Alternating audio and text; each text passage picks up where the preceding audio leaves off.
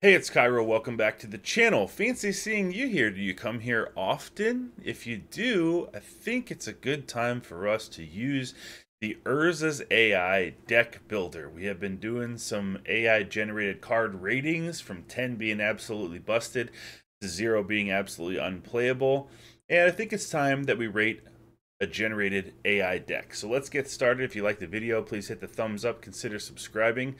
Here we go. This deck's name is the Collective, and it is red, it is white. Those are the two colors that it is. It's Boros. So I haven't seen these cards yet at all.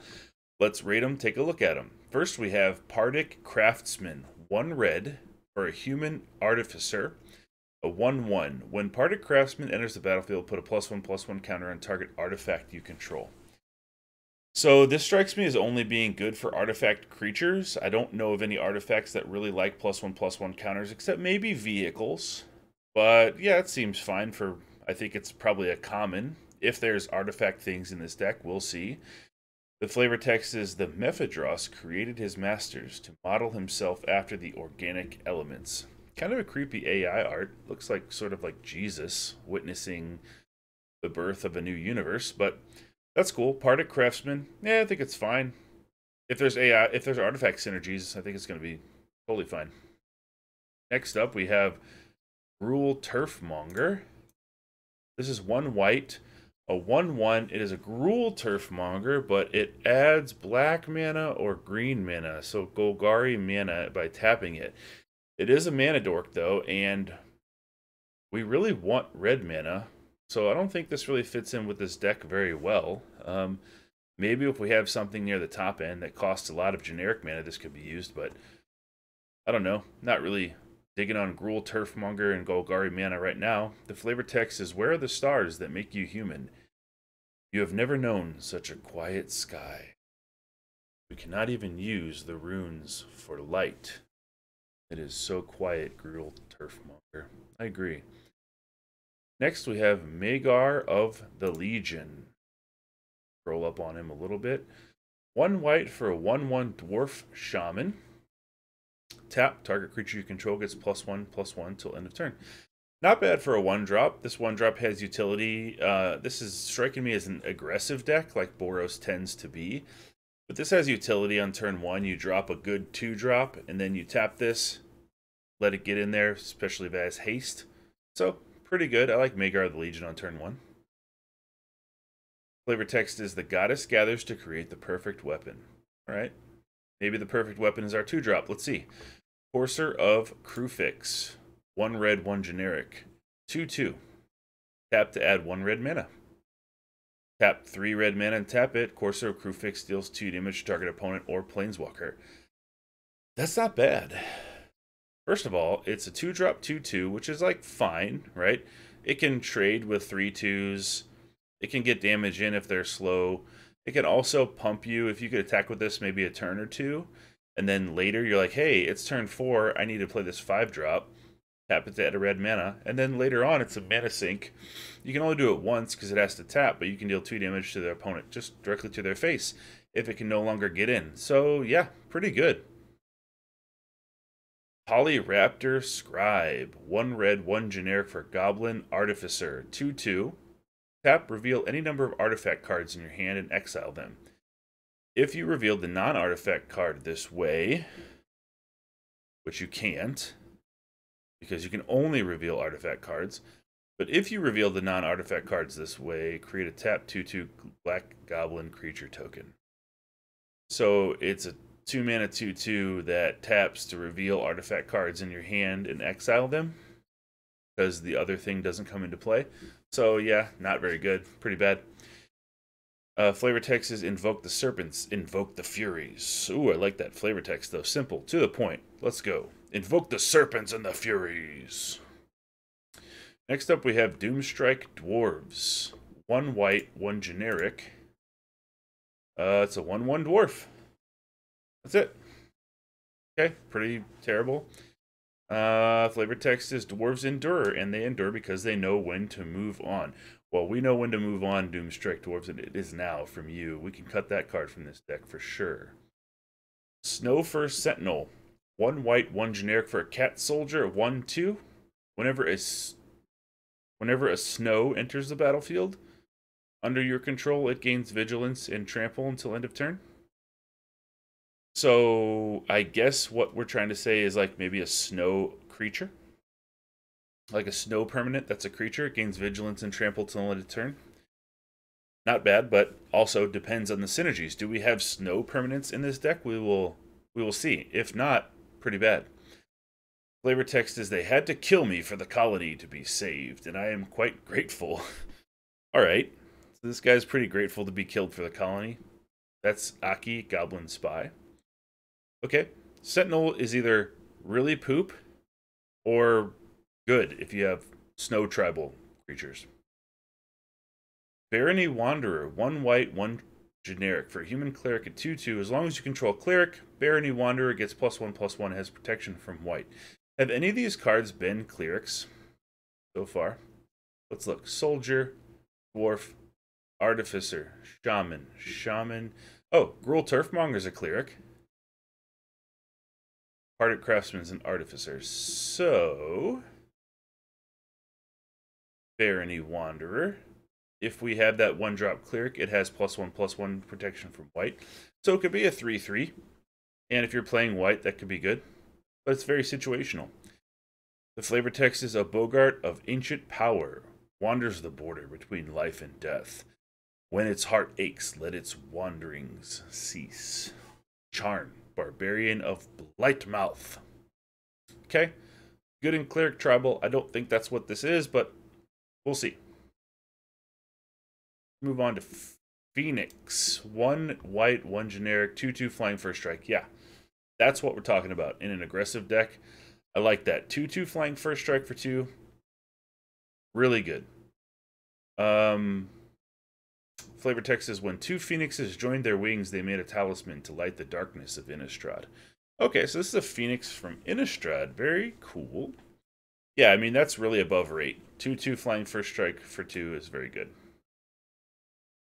Razia's Ogre Shambler, 1 red, 2 generic. For a human berserker, 2/2 for 3. This ability should be good. As long as Razia's Ogre Shambler is equipped, it gets +1/+0 and has trample. Yeah, I don't see that many equipments, especially cheap equipment so far. And when I say don't see many, I see absolutely 0. So in this deck, probably not great. Gonna need an equipment tribal deck. Or a deck that cares about equipments. 3-drop 2/2, underpowered, not so good. Razia's Ogre Shambler. Flavor text is, if you want the demons to listen to your screams, the demons must first listen to yours. Have you ever been screaming and you're like, I wish there were some demons around to listen to my screams? Well, fear not, because if you can get them to listen to yours, they can listen to yours again. Got it? All right, cool. And Razia, Shaman of Wrath, said that. And this is Razia's Ogre Shambler. Cool. Moving on, Llanowar Guardian. 1 red, 2 generic for a 3/2 haste. Now we're talking. At the beginning of combat on your turn, if you attacked this combat, Llanowar Guardian deals 1 damage to target attacking creature. I don't think that this can trigger because you by definition, you could not have attacked at the beginning of combat on your turn. And for people that are saying, well, what about cards that grant extra combats? That doesn't work either, because at the beginning of combat on your turn, if you attacked this combat, meaning the one that you're in now, it'll deal 1 damage to target attacking creature. And plus, you don't even want it to deal damage to an attacking creature. I thought it was deals 1 damage to target blocking creature, so I'm not sure what's going on here. This is a 3-drop 3/2 haste, so it's just middle of the line, basically. Next, we have Viashino Scout. 1 red, 2 generic for a soldier. It's a Viashino. 1/2. Tap 1 red mana and tap it. It deals 1 damage to target creature and 1 damage to target player. Okay. Wish it had better stats on it. It can't brawl at all. You play this on turn 3, and it's a chump blocker at best. It's not going to be getting any damage in. But if you're against another ultra-aggressive deck, you could take out, by tapping 1 red mana, you could take out one of their creatures, and you could deal some damage to their face, too. Something like this with maybe Torbrand of Redfell, where it increases the damage dealt by red permanents, or there was one recently in Standard that increased it by 2. So this is definitely a build around. This is not good by itself, but if you can up that damage somehow, it might be worth using. Next up is Goblin Recruiter. 1 red, 2 generic for a 2/1. Tap to add 1 red mana. There's a lot of red ramp in this deck. Like, this looks like green ramp with Llanowar elves and things like that. Granted, none of them cost 1, but there were a couple cards that cost 2, and now there's one that costs 3 that you can tap to add red mana. So we'll see if these are good based on the big nasties that we see at the top of the curve. Next is Slaughter Prowler. 1 red, 2 generic for a 3/2. When Slaughter Prowler attacks, you may exile target creature defending player controls. If you do, Slaughter Prowler gets +1/+0 until end of turn. Wow. That's a good card in this deck. 3-drop, doesn't have haste, has to survive to turn 4, or turn 2 if you have one of these red ramp creatures, or turn 3, excuse me. But when it attacks, you can exile a creature defending player control. So if this is not dealt with every turn it attacks for 3, you just exile one of their blockers. This card's very good. And then it also becomes a 4/2 if you do that. Flavor text is, he thinks his dart can heal you. His dart can't. So I like that flavor text because the Slaughter Prowler is attacking, being like, wait, I can heal you if I shoot you with this dart. Shoots him with the dart. Then that creature gets exiled. And he's like, wait, I thought I was healing him. Nope, you were exiling defending creatures. This good. That's super good. That might be the best card in this deck. We'll have to see. Next is Grim Acrobat. 1 red, 2 generic for Goblin Rogue, 2/2. A lot of goblins in this deck, right? Am I thinking that right? No, there's a lot of goblins and orcs. This is like Tolkien. Grim Acrobat, 2/2 haste for 3. 1 red, sack a creature, put a +1/+1 counter on Grim Acrobat. Activate only as a sorcery. Would be cool in Rakdos. I don't think we're interested in that in Boros. We kind of want all of our creatures. None of our creatures have death triggers so far. I guess if you had... You can only activate as a sorcery, so you can't attack and you can't tap multiple red mana and sack a bunch of creatures and then do this after it's not blocked to deal damage to your opponent, so you have to do it before you attack. That's the big thing, right? That sucks, because you could sacrifice a bunch of creatures and then they just go, yep, 2 mana removal spell, now all your creatures are dead, plus the Acrobat's dead. That card's not good. If it was instant speed, maybe we're talking, right? You attack with like a bunch of tokens, like 5 or 6 little 1/1, 2/2 creatures. They don't block the Acrobat. You go sack all you, tap 5 red mana. This thing becomes, I don't know, still only like a 7/7. But yeah, not very good. Next is Lava Storm Nest Avenger. What a name that is. 1 white, 2 generic for Bird Soldier. 2/2 flying. When Lava Storm Nest Avenger enters the battlefield, destroy target tap creature. Pretty good. 3 mana for a 2/2 flyer's not bad in itself already. I think there was a card like this in the Adventures of Forgotten Realms. It was a black card, and it was like a Manticore, but it was like destroy target. When it comes in, destroy target creature that was dealt damage this turn, and it wasn't very good, but this is not bad. Especially if you're playing against an opposing aggressive deck, they attack you. You bring in your 2/2 flyer, destroy one of their creatures, and then you have a 2/2 flyer to start hitting them back. Pretty cool. Flavor text is, he could still laugh if he tried. You try, Lava Storm Nest Avenger. Try to laugh, buddy. Gotta have laughs in your life. Next up, we have Ashling Sky Shifter. 1 white, 2 generic for a spirit. 2/2 flying. 1 white, 2 generic. Return Ashling Sky Shifter to its owner's hand. Okay, I guess it could avoid removal. Doesn't have any enter the battlefield effects. If it had something like that, say like when it came in, it drew a card, then you could return it to your hand later, replay it, draw another card. The only benefit for returning this to your hand is if like you're playing control and you chump block with this and then you return to your hand and play it again. I don't think it's very good. Not in this deck for sure. Colonian Tide Watcher. 1 white, 2 generic for spirit. It's 2/3. Tap 1 white mana the next time a source of your choice would deal damage to Colonian Tide Watcher. This turn prevent that damage. Okay. So this is kind of like indestructible, but worse. You attack with this, they double block this. You can tap a mana to negate both of those sources. You can also negate, like if they hit it with a lightning bolt or something, you can stop that. You can't stop it from destroy creature spells, so this is kind of like a worse indestructible. So is this card good? No. In this deck? I don't know, maybe. We'll have to keep finding out. 4 Skydiver. 1 white, 3 generic for Core Soldier, 2/4 flying. Not so good. 4 mana. We need to have a little bit more power there. If it was a 3/3 or like a 4/2 would be pretty good. But nah, I'm not really into this.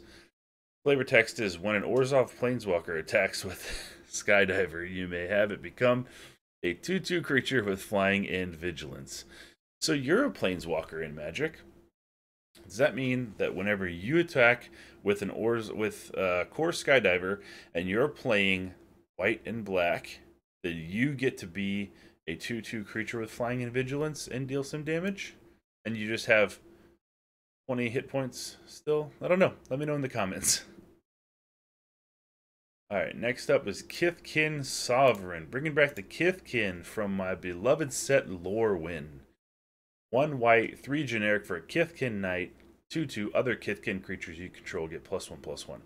Haven't seen the Kifkin so far, and even if we did, this is 4 mana 2/2 that buffs your Kifkin. We would really like that to be 3 mana, preferably 2 mana would be sick, but 3 is where we want these Anthem Lords to be, not 4. Next is Ironhide Rager. 1 red, 4 generic for a giant. 3/4 trample haste. Ironhide Rager gets +1/+0 for each creature you control with a +1/+1 counter on it. Haven't seen that many counter synergies, but I could see this being cool in a counter deck. The problem is that usually counter decks are in Selesnya, they're not in red. So 5 mana for a 3/4. It has trample and haste. I'll give it that. Maybe you have a couple creatures with counters on it, so it comes in as a 5/6. Now we're kind of talking a little bit, but significant build around card. Keep forgetting to read the flavor text. What do we got here? Go ahead, flame me. The metal will rise to the surface and then turn on you. Megrim the Miner said, go ahead, flame me. Interrogate. 1 red mana sorcery. Interrogate deals 1 damage to each creature and each player. Okay. Not great. Basically, in any circumstance other than you know for sure that your opponent is playing nothing but 1/1 tokens. That's about it. Bestial Tutor. 1 red, 2 generic for a sorcery. Choose a card type. Target player reveals the top card of their library. If it's a land card, they may put it onto the battlefield tapped. If it's a non-land card, put it onto the battlefield tapped. Very interesting. So why do we choose a card type? Target player reveals the top card of the library. If it's a land, they get it. If it's not a land, we get it. Right? No. It's a non-land card, put it onto the battlefield tapped. So do we get control of it with Bestial Tutor? Because it doesn't say if it's a non-land card, put it onto the battlefield tapped under your control. I think they get control of it either way. If they get control of it either way, horrible, terrible card. If we get to, if it's a non-land card, that's actually pretty cool. And it's in Red's flavor of like the weird chaotic thing, like Chaos Warp and Mizzix's Mastery type stuff. Mizzix's Mastery? And Tybalt's Trickery and all that stuff, where it's just like kind of like reveal cards off the top of your library and we'll see what they are, and then You can have an effect if you get what you need. I don't know. Let me know what you think in the comments. But to me, it reads, if it's a non-land card, they get to put it on the battlefield tapped. So, not very good. Flavor text is, it serves as a base, giving rise to more elaborate superstructures. Bolster. 1 red, 2 generic for a sorcery. Target creature gets +1/+0, gains lifelink until end of turn. Lifelink not typical in red. I think this is not very good because it is a sorcery. So if this was an instant, it would be significantly better. Not great, mind you, but significantly better. It still costs 3. Not very good. Flavor text is, may you not live in this world forever. Ooh. Suzerain's Favor. 1 red, 2 generic for sorcery. Target creature... Can't read it. Target creature you control gains indestructible until end of turn. I'm going to say that says choose target creature you control gains indestructible. Suspend 5. Why would you want to suspend something that is a situational combat trick that gives indestructible at sorcery speed? So you can suspend this for 3 red mana, and then it's gone into your graveyard at the beginning of your... Wait a minute. Suspend means something else too. So suspend on this card means you may pay 3 mana. If you do, it's thrown into your graveyard. At the beginning of your next upkeep, you may return it from your graveyard to your hand. So suspend, if I'm not going crazy, means you pay the suspend cost, and then whatever the suspend number is, if it's suspend 2, that means 2 turns from then it goes into effect, and then it's played immediately at the start of your turn or your main phase. But yeah, that's terrible. That's a terrible card. The suspend doesn't do anything, and it's a 3 mana sorcery, indestructible combat trick. No. Iron Fist Brawl. We have an X card here. 1 red, X sorcery. Iron Fist Brawl does X damage to each creature without flying. Do we want that in this deck, though? Only 2 of our creatures have flying. The other ones are all ground-based creatures. Has its place, but not here. Flavor text is Berserk. Vigilance. The glory of my ancestor burns brightly in my heart. He would not tolerate his enemies unscathed, and I will not either. Nimango. Grizzled Zvango Chieftain. Don't know if that's going to be in this deck. Don't think it's going to be very good. Mutagenic Blast. 1 red. Instant. 2 damage. Target creature or planeswalker. Yeah. Fine. Good. It's like a worse shock. But it's okay. Miri. Look at you, Miri. You're just a disembodied head in a white background. 1 red, 1 generic for an instant. Create a 1/1 red dragon creature token. Flavor text is Miri. The hunter sees a giant in the darkness and knows she will be a meal. Said by Miri. I don't know. In this deck, not so good. 2 mana for a 1/1 red dragon? But token deck, sure, where you could duplicate that maybe. I don't know. Stronghold Siege. 1 red, 1 generic for an instant. Target creature you control fights target creature you don't control. Usually we see fight spells in green. I would say if this was green, this would be fine for like limited removal, not in a constructed deck. But in red, it's actually even worse, because red we expect to have just burn creature removal. We don't want to have the prerequisite of having a creature on the board that presumably has higher power and toughness than the other one to make sure that we win the fight. So in the context of this deck, a lot of our creatures are like pretty weak. They're like 2/2s, 3/3s. I don't think this is very good in this deck. Fortuitous Flight. 1 white, 1 generic. Destroy target artifact or enchantment. Okay. Flavor text. In their formless state, the natural wonders of Keldor create both nightmares and oases for those who seek them out. Said by the voice of unlocking the scrolls of Kiana. I mean, it's pretty straightforward, right? If they have an artifact that's good or an enchantment that's good, it's good. If it's not, it's a dead card in your hand. In an aggro deck, which this seems to be, not very good. Blossoming Almond. 3 generic artifact. Tap 2 generic or 2 colorless. The next time you would draw a card this turn, instead, Blossoming Almond deals 1 damage to you. So not only do you not get the card, but it deals damage to you. So this would only be good if you had like some enchantment out that said whenever you get dealt a damage, each opponent takes 3 damage or something like that. Not good in this deck. Very, very niche build around. Other than that, not good at all. Flavor text is, its tiny bloom is easy to overlook. Its sweet, sticky scent, however, hard to miss. Is it? Research in white. 1 white, 1 generic for an enchantment aura. Enchant creature. Enchanted creature gets +1/+2 and has first strike. Okay. Not the worst thing in limited, but not constructed playable by any stretch of the imagination. Flavor text is a ray of hope, a surge of purpose, a hand stretched to offer comfort. That's what we know about Izzet, right?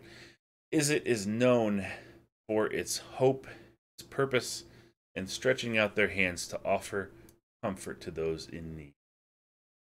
Savagery. 1 red, 3 generic for an enchantment aura. Enchant creature. Enchanted creature is a +2/+0 and is a werewolf in addition to its other types. That's cool. That's really cool flavor. The card itself is not good, but the flavor is very cool that savagery would turn a creature into a werewolf. And it's cool that the AI put that together. The flavor text is, for every werewolf among them, the savages learn to raise and milk the bloody cows, then boil the milk, eating it raw and savagely. Okay. Savagery. Werewolves are crazy, man. Milking bloody cows. Marrow Caller's Caress. 1 red, 3 generic for an enchantment. Tap 1 red, 3 generic. Discard a card at random. Target creature gets +3/+0 and gains Swamp Walk until end of turn. So is this a sideboard card? Or if we're playing mono black, or at least something with only, you know, maybe like black and another color. Yeah, I guess 4 mana gives a +3/+0 and unblockable if they control a swamp is like pretty decent. You can put that on a 2-drop and make it 5. Not good except for sideboarding against black. Flavor text. Flesh isn't just for feeding. Alright, I don't want to know what else it's for. Although feeding is probably like the worst thing it's for. Moving on. Heart of Krosa. 1 white, 4 generic enchantment. Creatures you control get +1/+1. So this is an Anthem effect. It costs 5 though. It's overcosted. Should cost like 3. I think that's the going rate for Anthem effects. But yeah, I guess it's fine in this deck if we can be aggressive and put out a bunch of little 1/1, 2/2, 3/3s. Flavor is no heart was ripped from its flesh. Chani the Schemer. Next is Whispers of the Muse. 2 white, 3 generic for an enchantment. You may play the first land of each of your draws, and you may play the first land of each of your opponent's draws. Okay, so the first line is like nothing, right? Because of course you can do that anyway. You can play the first land of each of your draws, but you may also play the first land of each of your opponent's draws, meaning that if they have lands in their hand, you can't play them, but when they draw a land, you get priority to then play that land.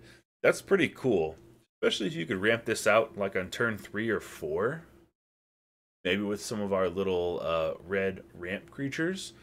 Then every time they draw land, we get the ability to play it. That could be pretty busted, but it has to come out early. You can't play this on like turn 8, because then it doesn't really help you and it doesn't really hurt them. That could be pretty good though. Whispers of the Muse. Effectively, Unless they draw more than one card a turn or play spells where they go fetch lands from their library, you get to play all the lands that they draw. Cool.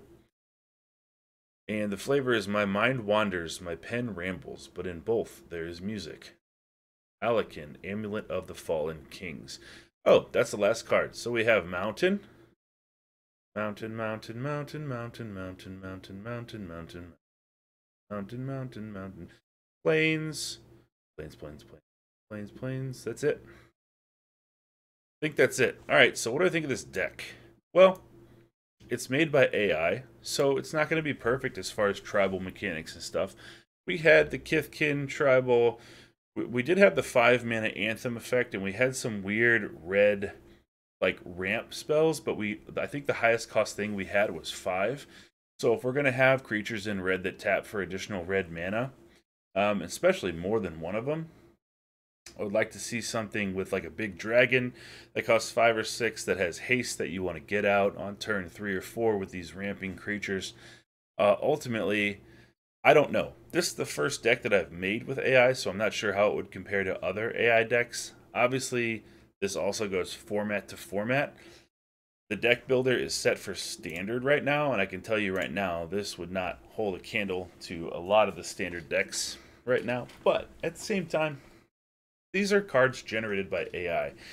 And the fact that Urzas A.I can generate cards in these colors that have flavor text and abilities that you would see on regular Magic cards is very impressive. So by no means am I dogging Urzas A.I, and I know that it's improving over time. But there's some funny stuff like this Gruul Turf Monger, where, pull that up a little bit, where it's Gruul, but it adds black or green mana. So there's some humor in here, but I mean ultimately this deck seems super underpowered. That's going to be it for today. Tell me what you think in the comments. If you liked the video, please hit that thumbs up. I know a lot of you have been watching the card rating videos, and you're saying there's a new deck building thing. So this is my first go at that. If you liked the video, please subscribe for future episodes. Let me know in the comments if you want to see more or what your favorite card was.